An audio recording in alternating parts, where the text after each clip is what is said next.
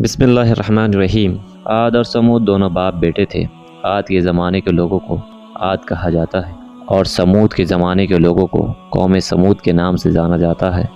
پہلی قوم یعنی قوم عاد حضرموت اور یمن سے عراق کے علاقے میں پھیلے ہوئے تھے۔ ان کی طرف حضرت ہود علیہ السلام کو مبعوث فرمایا گیا۔ پھر جب انہوں نے اللہ تبارک و تعالیٰ کی نافرمانی کی تو اللہ تبارک و تعالیٰ نے قوم عاد کو تباہ و برباد کر دیا۔ انہی میں سے کچھ لوگ حضرت ہود علیہ السلام کے ساتھ ہجرت کر کے حجر میں آباد ہو گئے۔ یہاں پر کچھ عرصے بعد سمود کی نسل سے کچھ لوگ پیدا ہوئے اور انہی کو قوم سمود کہا جانے لگا۔ حجر میں آباد ہونے کے بعد آہستہ آہستہ سمود پھیلتے ہوئے مغربی اور شمالی عرب تک پھیل گئے۔ یہ قوم پہاڑوں میں اپنے بڑے بڑے خوبصورت محل بنا کر رہتی تھی۔ اللہ تبارک و تعالیٰ نے اس قوم کو بڑے بڑے اور خوبصورت نہروں سے مالا مال کیا ہوا تھا۔ دنیا بھر کے لوگ یہاں سیر کرنے کے لیے آتے تھے، ان خوبصورت جگہوں کو دیکھ کر خوش ہوا کرتے تھے۔ اللہ تعالیٰ نے اس قوم کو ہر نعمتوں سے نوازا تھا، لیکن اس قوم کو یہ نعمتیں راس نہیں آئی تھی۔ انہوں نے اللہ تعالیٰ کو ماننے کے بجائے بتوں کو تیار کرتے اور ان کو اپنا خدا مانتے۔ خوبصورت گلزار اور نعمتوں کے فراوانی کے سبب غرور و تکبر اور سرکشی کے نشے میں چور تھے۔ قوم سمود اس بات کو بھی بھول گئی تھی کہ کچھ ہی عرصے پہلے اللہ تبارک و تعالیٰ نے کیسے ان کے باپ داداؤں کو اپنے نافرمانی پر تباہ و برباد کر دیا تھا۔ خیر، ان کو سیدھا راستہ دکھانے کے لیے اللہ تبارک و تعالیٰ نے حضرت صالح علیہ السلام کو بھیجا۔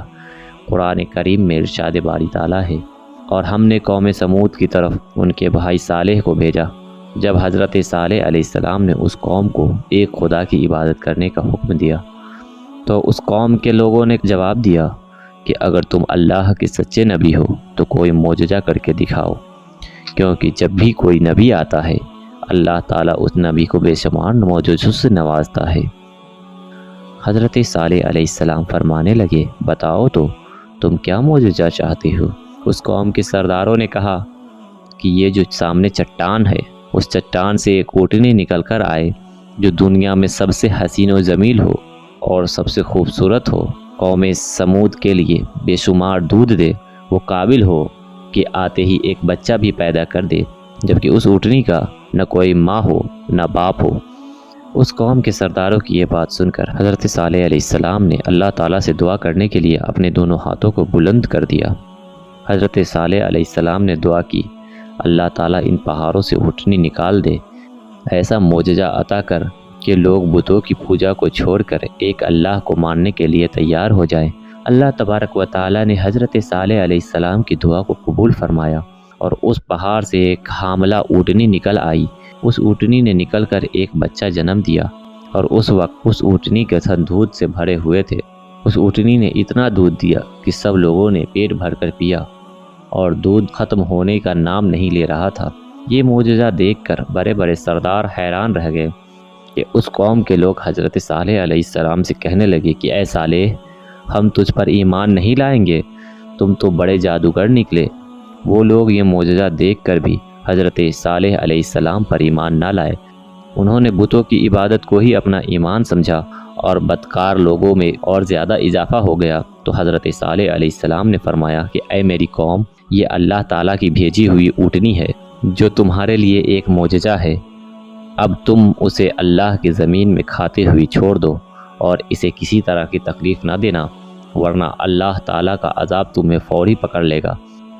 اب ہوا کچھ یوں کہ اونٹنی اور اس کا بچہ سارا دن قوم سمود کے کھیتوں میں چرتے رہتے۔ حضرت صالح علیہ السلام نے پانی کے دنوں کو بانٹ دیا تھا۔ ایک دن اونٹنی کنویں کا سارا پانی پیتی تھی اور دوسرے دن سمود کو پانی ملتا تھا۔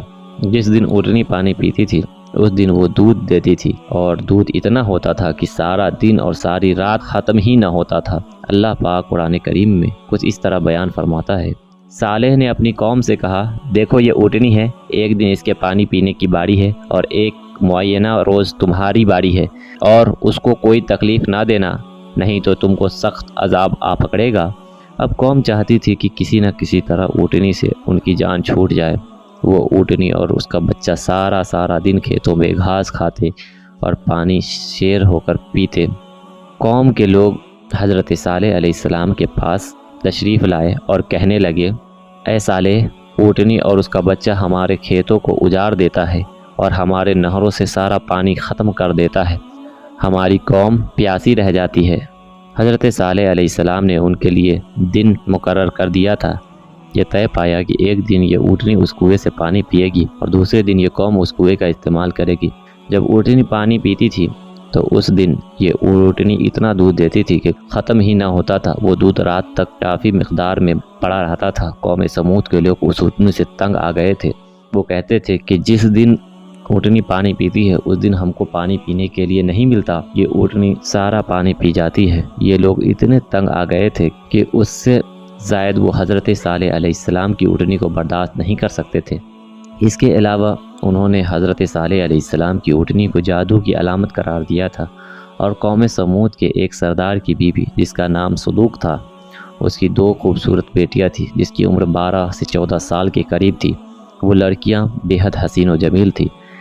پھر اس عورت نے سر عام پوری قوم میں اعلان کر دیا کہ جو شخص حضرت صالح علیہ السلام کی اونٹنی کو قتل کرے گا، میں دونوں بیٹیوں کے ساتھ اس کی شادی کر دوں گی۔ چنانچہ اس نے یہ بات سمدہ ابن دہر اور کیدار بن سالف کو بلا کر کہا تو ان دونوں نے مل کر اس اونٹنی کو ذبح کر دیا، مگر کیدار نے ذبح کیا اور مسئلہ نے ذبح پر مدد دی تھی بس۔ اور پھر حضرت صالح علیہ السلام سے کہنے لگے، اگر تم رسول ہو تو ہم پر آپ عذاب لے آؤ۔ اونٹنی کے قتل ہونے کے بعد انہوں نے حضرت صالح علیہ السلام کے قتل کا بھی پروگرام بنا لیا تھا۔ قرآن پاک میں ارشاد باری تعالیٰ ہے، آخر انہوں نے اونٹنی کی کونچیں کاٹ ڈالی اور اپنے پروردگار کے حکم سے سرکشی کی اور کہنے لگے کہ صالح علیہ السلام جس چیز سے تم ہمیں ڈراتے تھے، اگر تم اللہ کے پیغمبر ہو تو اسے ہم پر لے آؤ۔ اونٹنی ذبح دیکھ کر حضرت صالح علیہ السلام بہت غمگین ہوئے۔ اس کے بعد حضرت صالح علیہ السلام بہت زیادہ روتے رہتے تھے۔ یہ قوم اونٹنی کو قتل کرنے کے بعد بھی چین سے نہیں بیٹھی، وہ گناہ پر گناہ کر رہی تھی، یہاں تک کہ صالح علیہ السلام کو للکار کر کہنے لگے کہ اگر تم اللہ تعالیٰ کے نبی ہو تو ہم پر عذاب نازل کروا دو۔ حضرت صالح علیہ السلام نے فرمایا کہ اب تم کو اللہ تعالیٰ کے عذاب سے کوئی نہیں بچا سکتا۔ یہ بات سن کر اس قوم کے نوجوانوں نے ارادہ کیا کہ حضرت صالح علیہ السلام کو قتل کر دیا جائے۔ اس قوم کے 9 آدمی ایک پہاڑ کے پیچھے چھپ گئے اور حضرت صالح علیہ السلام کا انتظار کر رہے تھے کہ جب حضرت صالح علیہ السلام یہاں سے گزریں گے ان کو قتل کر دیں گے۔ اللہ تبارک و تعالیٰ نے ان 9 آدمیوں پر پتھروں کی بارش کر دی اور وہ 9 آدمی وہیں پتھر لگنے سے مر گئے۔ اللہ تعالیٰ نے ان 9 آدمیوں کے لاشوں کا بہت برا حال کیا تھا۔ وہ لاشوں کو دیکھ کر بھی اس قوم پر کوئی اثر نہ ہوا۔ وہ قوم پہلے سے بھی زیادہ بت پرست ہو گئی، انہوں نے بت کی پوجا کرنا شروع کر دیا تھا۔ اس طرح قوم سمود پر حضرت صالح علیہ السلام کی نصیحتوں کا کوئی اثر نہیں ہو رہا تھا۔ حضرت صالح علیہ السلام نے فرمایا، اے قوم سمود، تم کو اللہ تعالیٰ کی طرف سے 3 دن ملے ہیں، اگر تم 3 دنوں کے اندر اللہ تعالیٰ کی راہ پر نہ چلے تو تم پر سخت عذاب نازل ہو جائے گا۔ اللہ تعالیٰ کا ارشاد ہے کہ جب انہوں نے کونچے یعنی کہ اونٹنی کے پچھلے پاؤں کا اوپری والا حصہ کاٹ ڈالا تو حضرت صالح علیہ السلام نے کہا کہ اپنے گھروں میں 3 دن اور فائدے اٹھا لو، یہ وعدہ جھوٹا نہیں ہے۔ قوم سمود کے لوگ بے حد نافرمان تھے۔ وہ کہنے لگے کہ اے حضرت صالح علیہ السلام، آپ ہی ہم کو بتا دے کہ ہم یہ 3 دن کس عیاسی میں گزار دیں۔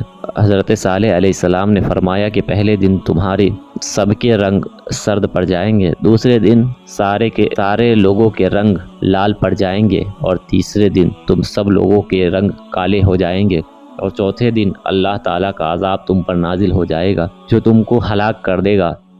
اس قوم پر حضرت صالح علیہ السلام کی کسی بات کا اثر نہ ہوا۔ جب حضرت صالح علیہ السلام کی ایک بات سچ دکھائی دینے لگی تو جب ان لوگوں کے رنگ سیاہ ہو گئے تو ایک دوسرے سے ڈر جاتے تھے۔ چوتھے دن آسمان کی طرف سے خطرناک آواز سنائی دی۔ یہ آواز اتنی خطرناک تھی کہ اس آواز نے قوم سمود کو غرق کر کے رکھ دیا تھا۔ اس خطرناک آواز کے بعد اللہ تبارک و تعالیٰ نے زلزلے نازل کیے، جن زلزلوں کے ذریعے سے اللہ تعالیٰ نے ان سب چیزوں کو بھی تباہ و برباد کر دیا تھا۔ قرآن پاک میں اللہ پاک فرماتا ہے، اور جن لوگوں نے ظلم کیا تھا ان کو چنگھاڑ کی صورت میں عذاب نے آ پکڑا تو اپنے گھروں میں اوندھے پڑے رہ گئے، گویا کبھی ان میں بسے ہی نہ تھے۔ سن رکھو کہ سمود نے اپنے پروردگار سے کفر کیا، اور سن رکھو کہ سمود پہ فٹکار ہے۔